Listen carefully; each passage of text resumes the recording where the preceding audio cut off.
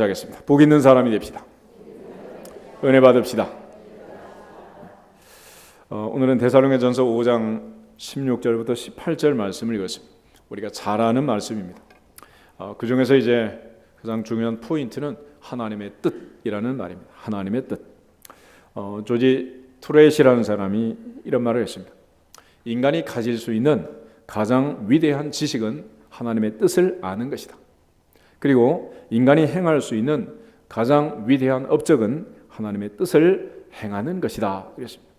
하나님의 뜻을 안다는 것, 하나님의 뜻을 행한다는 것은 인간이 할 수 있는 가장 위대한 지식이고 가장 위대한 일이라는 것입니다. 한 해를 시작하면서 많은 사람들이 하나님의 뜻을 생각하고 또 하나님의 뜻이 무엇일까? 나를 향하시는 하나님의 계획이 무엇일까? 기도하면서 새 출발을 했습니다. 이제 벌써 한 달이 지나갔고 이제 2월이 이제 다가오고 있습니다. 그리고 또 이제 2월은 설날 연휴가 있고 각급 학교 졸업식도 있고 아주 분주하고 바쁜 달인데 또 날짜도 이제 29일까지 짧은 달이기도 합니다.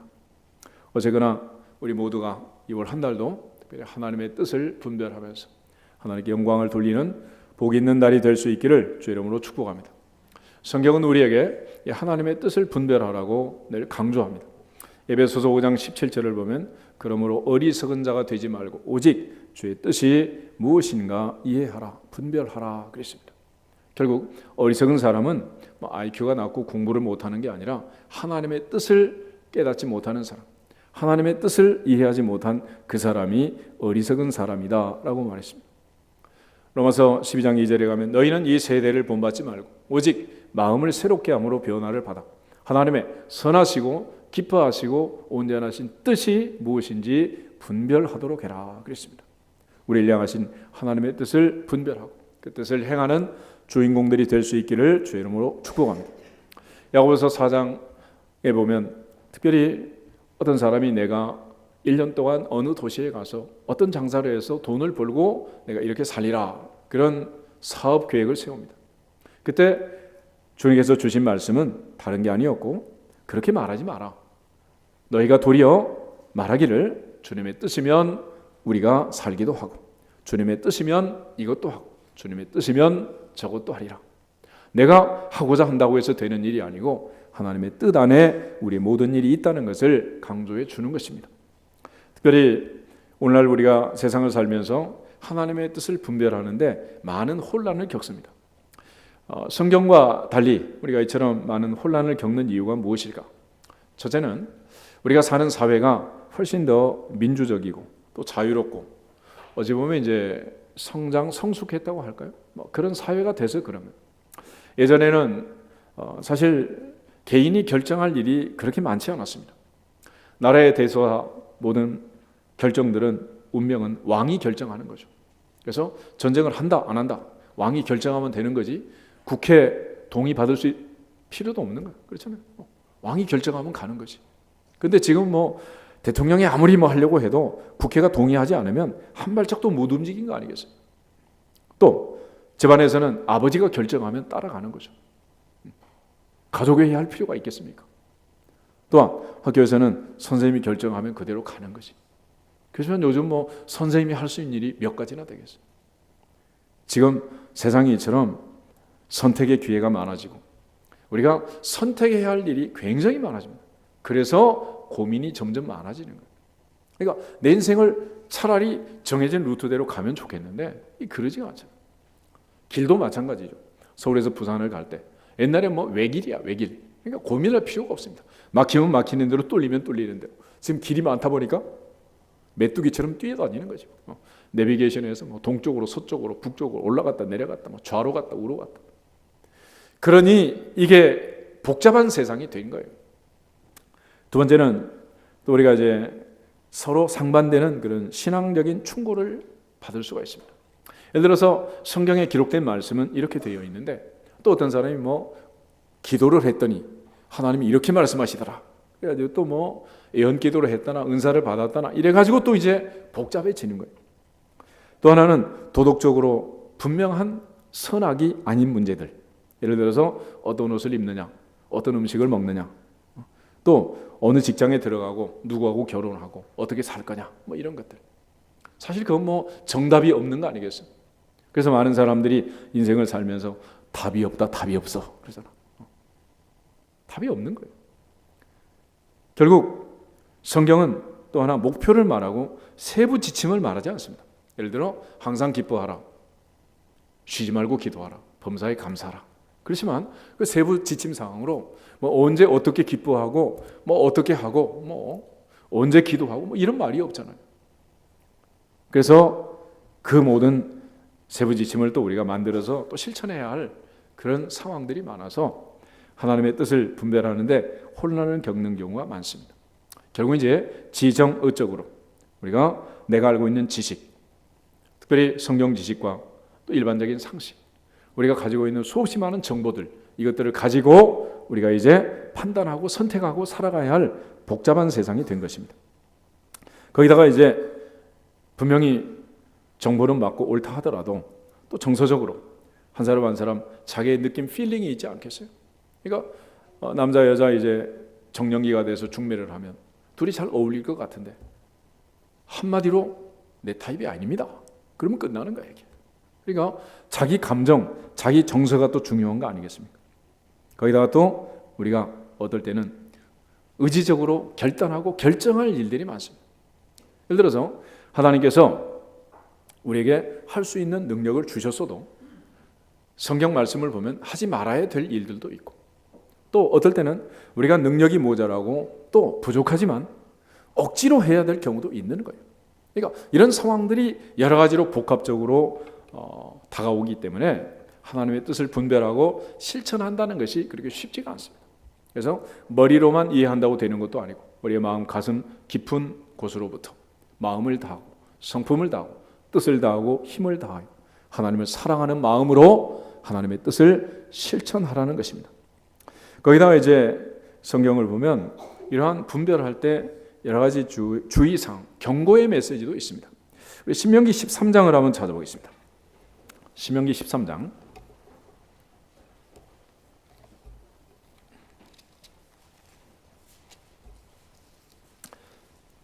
1절부터 5절 말씀까지 283페이지 신명기 13장 1절에서 5절 말씀 다 같이 읽겠습니다. 너희 중에 선지자나 꿈꾸는 자가 일어나서 이적과 기사를 내게 보이고 그가 내게 말한 그 이적과 기사가 이루어지고 너희가 알지 못하던 다른 신들을 우리가 따라 섬기자고 말할지라도 너는 그 선지자나 꿈꾸는 자의 말을 청종하지 말라. 이는 너희의 하나님 여호와께서 너희가 마음을 다하고 뜻을 다하여 너희의 하나님 여호와를 사랑하는 여부를 알려하사 너희를 시험하심이니라. 너희는 너희의 하나님 여호와를 따르며 그를 경외하며 그의 명령을 지키며 그의 목소리를 청종하며 그를 섬기며 그를 의지하며 그런 선지자나 꿈꾸는 자는 죽이라. 이는 그가 너희에게 너희를 애굽 땅에서 인도하여 내시며 종되었던 집에서 속량하신 너희의 하나님 여호와를 배반하게 하려 하며 너희의 하나님 여호와께서 내게 행하라 명령하신 도에서 너를 꿰어내려고 말하였음이라. 너는 이같이 하여 너희 중에서 악을 제할지니라. 아멘. 이거 보면은 하나님을 섬기지 말고 우상을 섬기자 이렇게 말하는 선지자나 꿈꾸는 자나 무당이나 박수나 점쟁이나 이런 것들이 있다. 그래가지고 예언을 하고 그것이 이루어졌다. 그렇다 하더라도 그건 따라가면 안 된다. 이게 이제 경고예요. 그래서 세상에서 눈에 보이는 현상만을 가지고 그렇게 따라가서는 안 되고 하나님 중심, 말씀 중심, 성전 중심으로 믿음의 중심이 흔들리면 안 된다라는 것이 하나님의 지속적인 명령입니다. 우리 신명기 18장을 다시 한번 보겠습니다. 신명기 18장 9절에서 15절에 있는 말씀 같이 읽겠습니다. 내 하나님 여호와께서 내게 주시는 땅에 들어가거든 너는 그 민족들의 가증한 행위를 본받지 말 것이니 그의 아들이나 딸을 불 가운데로 지나게 하는 자나 점쟁이나 기륭을 말하는 자나 요술하는 자나 무당이나 지는 자나 신접자나 박수나 초혼자를 너희 가운데 용납하지 말라. 이런 일을 행하는 모든 자를 여호와께서 가증히 여기시나니 이런 가증한 일로 말미암아 내 하나님 여호와께서 그들을 내 앞에서 쫓아내시느니라. 너는 내 하나님 여호와 앞에서 완전하라. 내가 쫓아낼 이 민족들은 기륭을 말하는 자나 점쟁이의 말을 듣거니와 내게는 내 하나님 여호와께서 이런 일을 용납하지 아니하시느니라. 내 하나님 여호와께서 너희 가운데 내 형제 중에서 너를 위하여 나와 같은 선지자 하나를 일으키시리니 너희는 그의 말을 들을지니라. 아멘. 하나님의 나라의 하나님 백성들은 선지자의 말을 들어야지 기륭을 말하는 무당이나 점쟁이의 말을 들어서는 안 된다라고 말합니다. 이제 또 설날이 오고 있는데 다들 토정 비결 보실 거죠? 그런 거 보시면 안 됩니다. 특별히 무당을 찾아가서 점을 치는 거, 이건 말이 안 되겠지만은 예전에 어떤 분이 뭐 오죽 답답하면 그렇게 했어요. 그런데 거기를 가셨다 그러더라고요. 내가 너무 기가 막혀가지고 말이 안 나오더라고요. 그런데 여러분 만약에 그런데 가서 점을 봤을 때 점괘가 나왔다. 그러면 두 가지예요. 첫째는 내가 하나님의 아들 딸이 아니든지 하나님의 자녀들은 절대로 거기서 점괘가 나오게 돼 있지 않아요. 두 번째는 그 점쟁이가 가짜든지 둘 중에 하나예요. 그러니까 하나님의 자녀들의 인생의 미래는 성경에 이미 언급되어 있고 약속되어 있지, 우리가 거기 가서 내 인생이 어떻게 됩니까? 올해는 무슨 일이 있습니까? 그렇게 물어보고 다니는 게 아니라는 거예요. 하나님의 약속의 말씀을 따라서 올 한 해도 복된 삶을 살아갈 수 있기를 주님의 이름으로 축복합니다. 결코 그런 일에 현혹되거나 미혹돼서는 안 된다는 거예요. 그럼 왜 하나님께서 그런 일을 하지 말라고 하실까? 첫째는 미래를 우리에게 안다는 것이 유익할 수도 있겠지만은 하나님께서 모르게 하는 것은 모르는 게 좋은 거예요. 하나님께서 듣게 하시는 것은 듣고 듣지 못하게 하는 것은 못 듣는 게 좋단 말이에요. 알게 하시는 것은 아는 게 좋지만 모르게 하는 것은 모르는 게 좋아요. 예를 들어서 이런 다들 눈을 뜨고 보시겠죠. 그렇지만 보는 것도 마찬가지. 안 보이면 그냥 안 보이는 대로 지나가야지. 작은 글씨를 억지로 보려고 하면 그것 때문에 스트레스 받고 눈이 망가지는 거예요. 안 들리는 소리들, 그걸 억지로 들으려고 그러지 마. 들을 필요가 없는 거죠. 애들이 전화하는 걸 할머니가 옆에 듣고 나서 손녀딸 불러다가 지금 친구하고 무슨 얘기했니? 알면 뭐 할 거예요? 다 소용없는 거예요.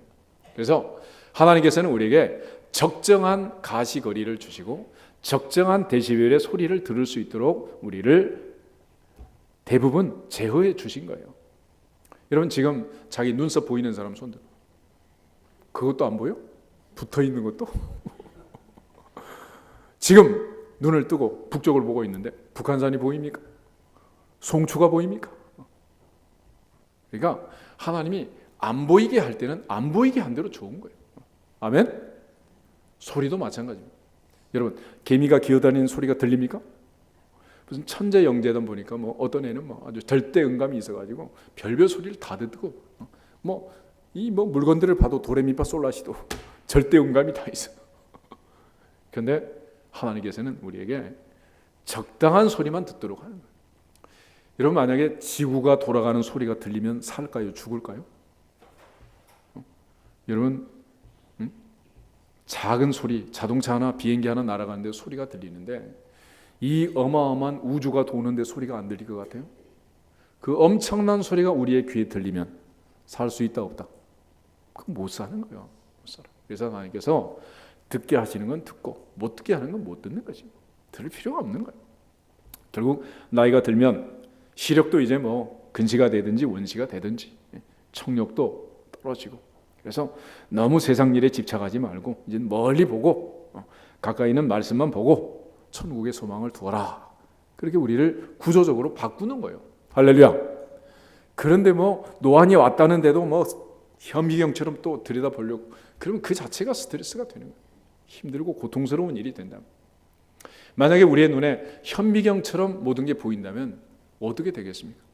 사람 얼굴 부위 중에서 세균이 가장 많이 붙어 있는 자리가 눈가, 콧구멍, 입가 이런데 수억만 마리의 세균이 붙어 있대. 그러면 그게 보이면 애들이 뽀뽀를 할까? 할 수 있겠어? 그게? 끔찍한 일이지 뭐.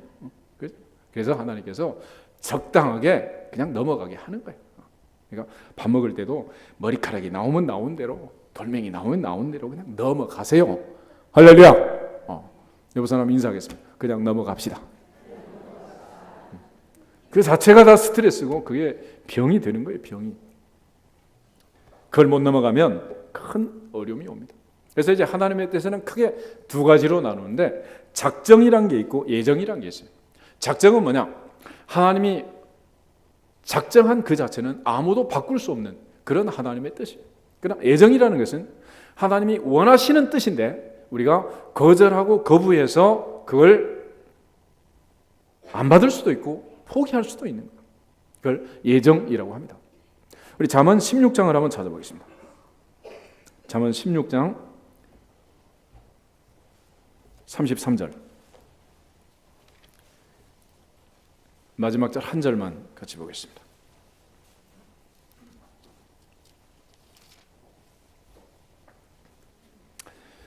마치겠습니다. 제비는 사람이 뽑으나 모든 일을 작정하기는 여호와께 있느니라. 아멘. 사람은 제비를 뽑지만 결정은 누가 한다? 하나님이 하신다. 그래서 우리가 노아 홍수 이후에 인간의 연수는 120년이 되리라. 그래서 인간이 120년이라는 평균 세팅을 하나님이 해두신 거예요. 그러니까 아무리 한 500년 살자고 노래를 불러봤자 500년 살 수 있어요, 없어요? 그건 불가능한 거예요. 그는 하나님이 정한 경계선을 넘어갈 수가 없다고. 그래서 파도가 쳐도 해안선이 무너지지 않고 하나님이 거주의 경계를 다 정해놨기 때문에 그걸 넘어갈 수는 없는 거예요. 그렇지만 이제 예정이란 게 있습니다. 예정은 뭐냐? 우리 에베소서 1장을 찾아보겠습니다. 에베소서 1장 11절 310페이지 신약성경 한 절만 같이 읽겠습니다. 에베소서 1장 11절 말씀. 모든 일을 그의 뜻의 결정대로 일하시는 이의 계획을 따라 우리가 예정을 입어 그 안에서 기업이 되었으니 아멘. 그러면 예정이라는 말이죠. 예정. 그러니까 하나님이 정하신 그 결정적인 작정으로 이끌어 가시는 그 하나님의 계획을 따라서 우리는 예정을 입고 그 안에서 기업이 되었다. 예수님이 이 땅에 오셨을 때 각색 병자를 고치고 귀신을 쫓아내고 어둠의 영을 물리치기 위해서 오셨습니다. 그리고 대부분의 사람들은 고침을 받고 귀신이 쫓겨갔어요. 그런데 갈릴리 나사렛 사람들을 보면 예수님이 오신 것을 거부하고 배척했습니다. 또 군대 귀신이 들렸던 거라사인의 마을 사람들, 자기들의 돼지떼가 몰살하자 예수님을 제발 우리 동네에서는 떠나가 주시기 바랍니다. 거절했어요. 그렇게 거절하면 어떻게 되느냐? 예수님이라도 어떻게 할 수가 없는 거예요. 마가복음 6장을 찾아보겠습니다. 마가복음 6장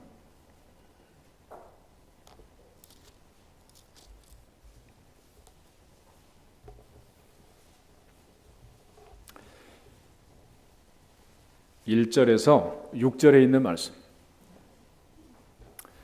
마가복음 6장 1절부터 6절 같이 읽습니다.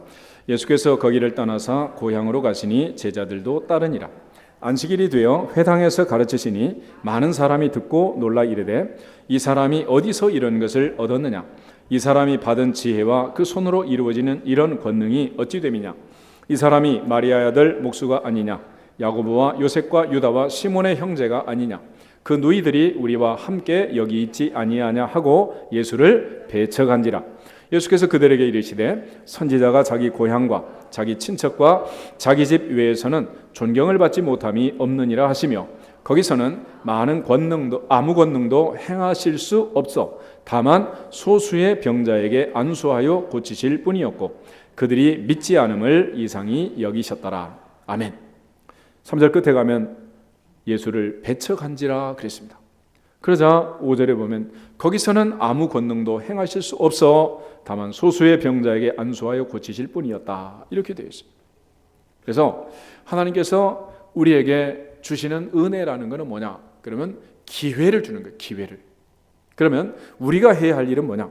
자유의지를 가지고 내가 선택해서 노력해서 충성해서 열매를 걷는 것입니다. 그래서 천국은 침노하는 자가 빼앗느니라 하신 말씀처럼 내가 의지적으로 침노하고 빼앗는, 포기하지 않는 그런 의지가 결단이 필요한 거예요. 그러나 먼저는 또 하나님이 은혜를 주셔야 한다. 그래서 시편 127편에 보면 여호와께서 집을 세우지 아니하시면 세우는 자의 수고가 헛되고 여호와께서 성을 지키지 아니하시면 파수꾼의 경성함이 허사다라고 말합니다. 그래서 우리가 힘쓰고 애쓰고 노력하는 것 굉장히 중요하지만 또 하나 하나님의 더 큰 은혜가 필요하고, 하나님의 은혜가 아무리 주어져도 내가 거절하고 거부하면 그 예정은 내게 이루어지지 않는다는 거예요. 이것이 이제 하나님의 작정과 예정 사이에서 우리가 이제 구별해야 될 하나님의 뜻입니다. 그래서 하나님은 모든 사람이 회개하고 구원받기에 이르기를 원하시느니라 원치 않으시느니라. 그런데 결과적으로 보면 모든 사람이 다 믿고 구원을 받지 않잖아요. 왜 그러냐? 이처럼 거부하는 사람들이 있기 때문에 그러는 거예요. 그래서 하나님께서 이제 2016년을 주시고 1월을 한 달로 기회를 주셨습니다. 이제 내일부터 시작되는 2월 한 달, 또 다 한 번의 기회를 하나님이 우리에게 주시는 거예요.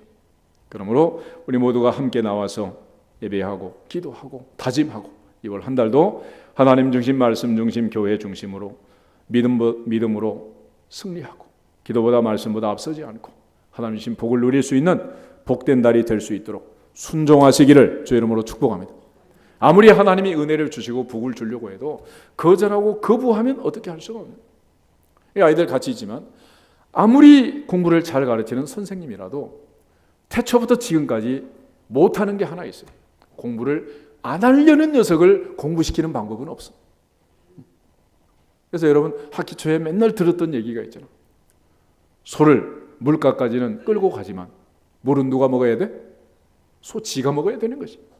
거절하는 자에게는 하나님이라도 어떻게 할 수가 없는 거예요. 오늘 하나님의 보좌 앞에서 내가 살아있는 것이 하나님의 은혜요, 주일 예배를 드리고 있는 것이 하나님의 은혜요, 오늘이 1월 마지막이고 내일이 또 2월이 시작되는 첫날인 것도 하나님의 은혜인 줄로 믿습니다. 이러한 하나님의 뜻에 대해서 우리가 해야 할 일, 그것은 하나님의 뜻을 발견하고 실천하는 일인 줄로 믿습니다. 그러면 하나님의 뜻을 발견하기 위해서 우리가 사용할 수 있는 도구가 무엇일까? 첫 번째는 기도하는 것입니다. 기도. 요서 9장을 보면 요사는 기브온 족속에게 사기를 당했습니다. 왜 사기를 당했느냐? 곰팡이 난 떡을 가지고 다 떨어진 옷을 입고 긴 수염을 가지고 넝마 같은 옷을 입고 한 달 동안은 사막을 횡단한 것 같은 그런 모습으로 와가지고 우리는 멀리 변방에서 왔습니다. 그러자 하나님께 묻지 않고 기도하지 않고 도장을 찍었다가 3일 뒤에 보니까 바로 옆 동네에 살고 있는 거예요. 사기를 당한 거죠. 오늘 하나님 앞에 항상 기도함으로 하나님의 뜻을 분별할 수 있기를 주 이름으로 축복합니다. 예수님께서는 십자가의 죽음을 앞에 두고도 겟세마네 동산에서 하나님께 기도했습니다. 나의 원대로 마시고 아버지 원대로 하옵소서. 아버지의 뜻을 찾아서. 특별히 누가복음 6장을 보면 예수님께서 12제자를 세우시기 전에 밤을 세워서 철야 기도를 하시고 기도 중에 12를 불러 세웠습니다. 그럼에도 불구하고 그 가운데 가룟 유다가 있었잖아요. 하물며 우리 같은 사람들이 기도하지 않고 시작하면 어찌 되겠습니까? 사도행전 13장을 보면 안디옥 교회에서 첫 번째 선교사 바울과 바나바를 파송했습니다. 그들이 하나님 앞에 금식 기도하면서 5사람 중에 2사람을 선택해서 보낸 거예요. 오늘 하나님의 뜻을 분별하는 지혜로운 사람들, 특별히 기도하는 사람들이 될 수 있기를 주님의 이름으로 축복합니다. 시편 5편을 같이 한번 보겠습니다. 시편 5편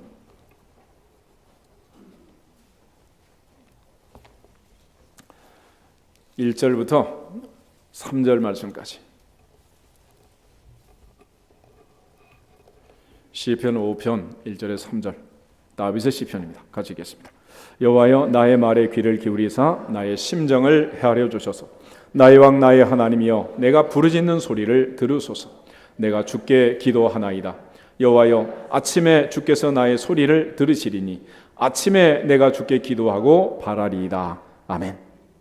다윗은 하나님 앞에 기도하면서 아침에 내가 기도하겠습니다. 아침에 내 기도를 들으시고 아침에 내가 주님을 바라보고 주님께 부르짖겠습니다. 그랬어요.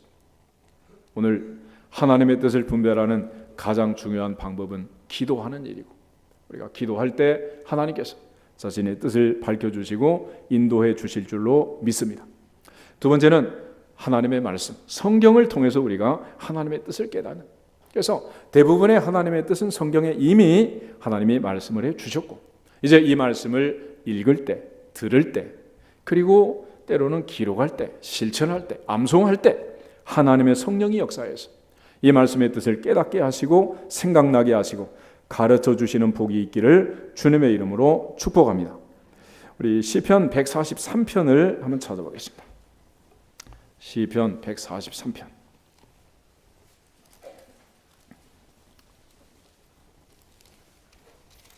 8절 한 절만 읽겠습니다. 시편 143편 8절. 아침에 나로 하여금 주의 인자한 말씀을 듣게 하소서. 내가 주를 의뢰함이니이다. 내가 다닐 길을 알게 하소서. 내가 내 영혼을 주께 드림이니이다. 아멘. 아침에 새벽에 할 일이 뭐냐? 첫째는 하나님 앞에 기도하는 일이요, 두 번째는 말씀을 듣는 일이었습니다. 다윗은 특별히 하나님 앞에 새벽에 아침에 기도하기를 원했고 말씀 듣기를 사모했습니다. 시편 57편에 보면 비파야 수구마 깰지어다. 내가 마음에 확정하고 확정했으니 내가 새벽을 깨우리로다. 하나님 앞에 새벽을 깨우는 주인공들이 되기를 주 이름으로 축복합니다. 그래 내일 이제 첫 번째 2월 월삭 기도회를 시작하는데 다시 나와서 이제 뭐 한 달에 한 번 그것도 못하겠어요. 매일 못한다 하더라도 새로운 달을 시작하면서 하나님께 맡기고 한 달도 하나님이 지켜주시고 보호하시고 인도하심으로 기도 중에 주의 뜻을 깨닫고 말씀 가운데 하나님의 뜻을 깨닫고 하나님의 뜻을 행하고 실천함으로 약속하신 복을 누리는 복된 달이 되기를 주님의 이름으로 축복합니다. 결국 우리가 하나님 앞에 해야 할 일은 그것이다. 세 번째는 하나님께서 우리의 마음과 생각을 통해서 역사해요. 마음과 생각을 통해서. 시편 19편을 한번 찾아보겠습니다. 시편 19편. 다윗은 사울을 피해서 삼천의 군사를 거느리고 자기를 추정하는 사울을 피해서 다녔습니다. 그러나 그가 안전하게 살아갈 수 있었던 것은 바로 하나님의 보좌 앞에서 기도하고 말씀 붙들고 살았어요. 그리고 또 하나 그의 마음 생각이 늘 주님을 바라본 것입니다. 14절을 마지막 절 보겠습니다. 나의 반석이지요 나의 구속자이신 여호와여 내 입의 말과 마음의 묵상이 주님 앞에 연락되기를 원하나이다. 아멘. 하나님께서는 일을 하실 때 우리의 마음의 소원을 주시고 우리의 마음의 꿈을 주시고 내 입의 말이 땅에 떨어지지 않게 하시고 마음의 묵상이 열매 맺게 하는 것입니다. 그래서 항상 하나님께 기도하는 사람들은 내 마음 생각에 주시는 하나님의 말씀, 하나님의 음성, 하나님의 뜻 그걸 깨달을 수 있어요. 빌립보서 4장 6절 7절에 보면 아무것도 염려하지 말고 다만 모든 일에 기도와 간구로 너희 구할 것을 감사함으로 하나님께 아뢰라. 그러면 모든 지각에 뛰어난 하나님의 평강이 그리스도 예수 안에서 너희 마음과 생각을 지키시리라. 할렐루야. 그래서 말씀을 듣고 기도하고 예배하는 모든 사랑하는 아들, 딸의 마음과 생각을 지켜주는 거예요. 그래서 하나님이 은혜 주시고 복을 주시고 응답하시고 하나님이 이끌어 가시면 실제로 현실적으로 아무것도 바뀌지 않았다 하더라도 내 마음의 평안이 내 생각의 평강이 임하게 될 줄로 믿습니다. 그렇게 해서 하나님은 역사하는 거예요. 그런데 예배를 드려도 불안하고 말씀을 들어도 불안하고 찬송을 해도 불안하고 불안하기 짝이 없으면 그런 사탄의 역사랍니다. 하나님은 우리에게 두려운 마음을 주신 게 아닙니다. 하나님이 우리에게 주신 것은 두려워하는 마음이 아니다. 오직 사랑과 능력과 절제하는 마음이다. 그랬습니다. 하나님의 보좌 앞에서 우리의 마음을 통해서 생각을 통해서 꿈과 소원을 통해서 역사하시는 주님의 뜻을 이루기를 주 이름으로 축복합니다. 시편 37편을 다시 한번 더 보겠습니다. 시편 37편 4절부터 6절에 보면 마음의 소원을 이루는 비결이 나와 있습니다. 특별히 우리 청소년부 학생들 같이 예배를 드리는데 자녀들의 마음속에 있는 소원이 하나님의 은혜 안에서 이루어지기를 주님의 이름으로 축복합니다. 같이 한번 읽겠습니다.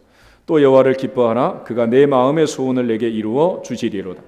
내 길을 여호와께 맡기라. 그를 의지하면 그가 이루시고 내 의를 빛같이 나타내시며 내 공의를 정오의 빛같이 하시리로다. 아멘. 하나님께서는 기도를 통해서 말씀을 통해서 역사하지만 또 믿는 자의 마음 속에, 그래서 내 말이 너희 안에 거하고 너희가 내 안에 거하면 무엇이든지 원하는 대로 구하라. 그리하면 이루리라. 그래서 하나님의 말씀은 돌 위에 새기지 말고 신비에 마음에 새겨라 라고 말합니다. 하나님께서는 말씀을 통해서 우리 마음 가운데 역사하시고 우리의 마음에 소원을 주시고 우리의 생각에 꿈을 주시고 그렇게 해서 그걸 이루어 가시는 거예요. 그러므로 하나님의 보호자 앞에서 항상 우리의 마음과 생각이 하나님의 사람 다윗처럼 연락되기를 주의 이름으로 축복합니다. 때로는 사도행전 8장 빌립이 에디오피아 내시에게 세례를 주었던 것처럼 초자연적으로 역사하기도 하고, 또 사도행전 10장에 보자기 속에 레위에 먹지 말라는 음식을 가득 넣어서 베드로에게 3번이나 보여주시고 이방인 백부장 고넬료의 집에 가라 라고 말씀하셨던 것처럼 그렇게 직관적으로 초자연적으로 역사할 수도 있죠. 때로는 어떤 느낌이나 기도원처럼 이제 양털을 가지고 표징을 보여주세요. 그래서 또 하나님의 뜻을 구하는 경우도 있습니다. 그렇지만 이제 우리가 가장 중요하게 여겨야 할 것은 무엇보다도 기도를 통해서, 말씀을 통해서 하나님의 뜻을 분별하고 찾아낼 수 있기를 주님의 이름으로 축복합니다. 결국 이제 성경을 통해서 우리가 하나님의 뜻을 알아야 되는데, 하나님의 뜻이란 게 뭐냐? 하나님의 뜻. 우리 요한복음 6장을 찾아보겠습니다. 예수님께서 말씀하신 하나님의 뜻이 있어요. 하나님이 이 땅에 독생자 예수 그리스도를 보내셨고 예수님은 이 땅에 오셨습니다. 왜 오셨는가? 38절부터 40절에 있는 말씀, 요한복음 6장 38절부터 40절 다 같이 읽겠습니다. 내가 하늘에서 내려온 것은 내 뜻을 행하려 함이 아니요 나를 보내신 이의 뜻을 행하려 함이니라. 나를 보내신 이의 뜻은 내게 주신 자 중에 내가 하나도 잃어버리지 아니하고 마지막 날에 다시 살리는 이것이니라. 내 아버지의 뜻은 아들을 보고 믿는 자마다 영생을 얻는 이것이니 마지막 날에 내가 이를 다시 살리리라 하시니라. 아멘. 예수님께서 이 땅에 오신 것은 한 사람 한 사람 전도해서 선교해서 영혼을 살리고 생명을 살리고 구원하려는 하나님의 뜻을 행하러 왔다라고 말씀하셨어요. 디모데전서 2장 4절에 보면 하나님께서는 모든 사람이 회개하고 구원받기를 원하시느니라 그랬습니다. 베드로 후서 3장 8절 9절에도 천년을 하루같이, 하루를 천년같이 참고 기다리시는 이유가 뭐냐? 모든 사람이 회개하고 구원에 이르기를 원하시는 하나님의 그 뜻 때문에 그런 거예요. 그러니까 하나님의 가장 중요한 커다란 뜻은 뭐냐? 에덴 동산에서 범죄하고 죄짓고 죽게 된 인간을 살리기 위해서 독생자 예수 그리스도를 보내셨고 우리 모두가 다 예수 믿고 구원받는 것이 하나님의 뜻인 줄로 믿습니다. 그래서 가까이는 전도를 하고 멀리는 선교를 하는 거예요. 그러니까 교회가 전도를 안 해도 되고 선교를 안 해도 된다. 그렇다면 이제 두 가지가 해당이 되는 거예요. 하나는 전도 다 해서 이제 더 이상 할 전도가 없고 선교 다 해서 더 이상 증거할 마을이나 동네가 없고 이제 주님 오실 때가 됐다. 그러면 이제 전도 선교 안 해도 되는 거예요. 또 하나는 뭐냐? 전도 선교하기 싫으면 교회는 문을 닫아야 되는 거예요. 그런 교회는 존재할 이유가 없는 거예요. 예수님께서 주신 가장 중요한 지상 명령, 그는 모든 족속으로 제자를 삼는 것이고 가까이서 멀리서 하나님을 믿고 섬기도록 우리가 주님의 뜻을 행하는 것입니다. 대한민국을 보면 교회사의 가장 놀라운 부흥을 이루었다 그렇게 말합니다. 그러나 놀라운 사실은 우리가 아무리 많이 잡아도 이제 기독교가 20% 내외입니다. 거의 80% 이상은 하나님을 안 믿어요. 이렇게 하나님을 믿겠다고 열정적인 나라에 이렇게 안 믿겠다고 확정한 사람이 80%가 넘는 나라가 어디 있겠어요? 우리가 하나님의 뜻을 다시 기억하고 그 뜻을 머리가 아닌 가슴으로 받고 주님의 이 안타까운 마음을 기억하면서 전도와 선교에 동참할 수 있기를 주님의 이름으로 축복합니다. 잠깐 나와서 붕어빵 굽고 나눠주고 그 얼마나 혜택이 되겠어요. 그럼에도 불구하고 우리가 해야 되는 이유는 그것이 하나님의 뜻이고 나를 향하신 하나님의 계획이고 내게 원하신 하나님의 바람이기 때문에 그런 거예요. 이제는 아버지의 뜻을 이루어 드리는 주인공들이 되기를 주 이름으로 축복합니다. 에베소서 5장을 한번 더 찾아보겠습니다. 에베소서 5장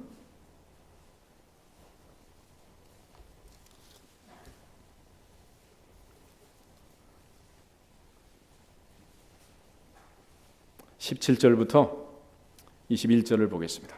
17절에서 21절. 그러므로 어리석은 자가 되지 말고 오직 주의 뜻이 무엇인가 이해하라.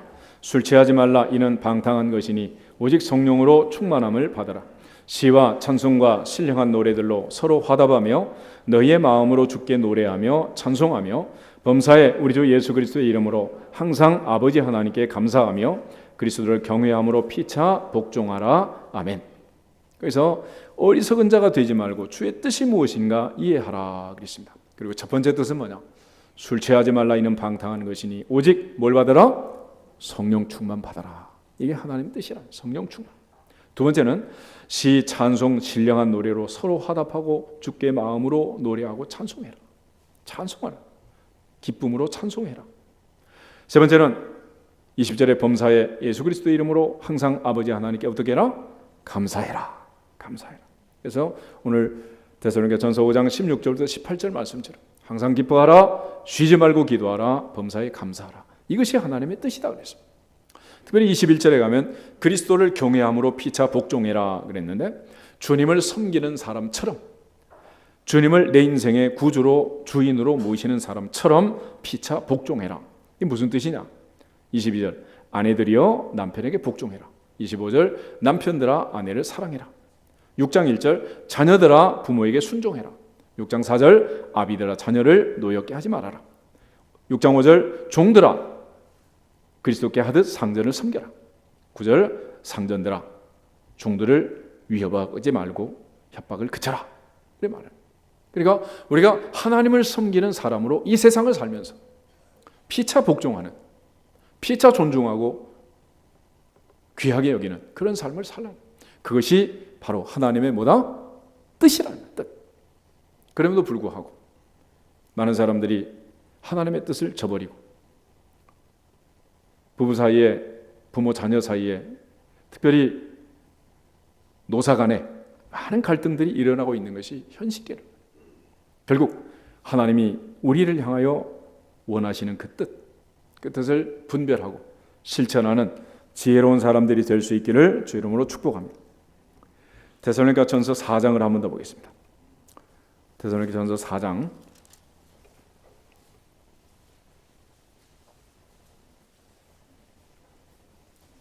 3절부터 8절에 있는 말씀. 3절부터 8절 같이 읽겠습니다. 하나님의 뜻은 이것이니 너희의 거룩함이라. 곧 음란을 버리고 각각 거룩함과 존귀함으로 자기의 아내 대할 줄을 알고 하나님을 모르는 이방인과 같이 세욕을 따르지 말고 이 일의 분수를 넘어서 형제를 해하지 말라. 이는 우리가 너희에게 미리 말하고 증언한 것과 같이 이 모든 일에 주께서 신원하여 주심이라. 하나님이 우리를 부르심은 부정하게 하심이 아니요 거룩하게 하심이니 그러므로 저버리는 자는 사람을 저버림이 아니요 너희에게 그의 성령을 주신 하나님을 저버림이니라. 아멘. 하나님의 뜻은 한마디로 거룩함이다 그랬습니다. 그 거룩함은 이런 여러 가지 모양으로 나타나야 한다. 하나님 모르는 이방인처럼 살면 안 되고 하나님을 섬기는 하나님의 백성답게 내가 거룩하니 너희도 거룩하라 말씀하신 그 하나님의 뜻 안에 거해야 한다 하는 거예요.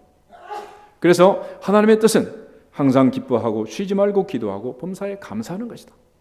야고보서 5장에도 보면 너희 중에 고난 자가 당하는 자가 있느냐 저는 기도할 것이고 너희 중에 즐거워하는 자가 있느냐 저는 찬송할지냐 그랬죠.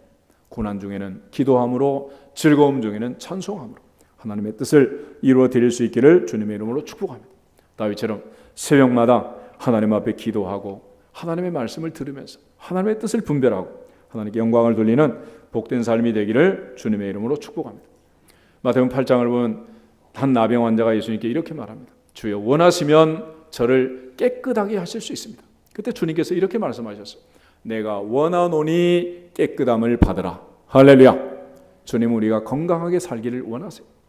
요한 3서 1장 2절 말씀처럼 내 영혼이 잘된 같이 범사가 잘되고 강건하기를 내가 간구한다는 사도 요한의 편지처럼 우리 모두가 다 새벽을 깨워서 기도하고 영육간에 건강하고 하나님 주신 복을 누리는 복된 삶을 살아갈 수 있기를 주의 이름으로 축복합니다. 우리 민수기 6장을 다 같이 한번 읽고 기도하겠습니다. 민수기 6장 22절부터 27절에 있는 말씀.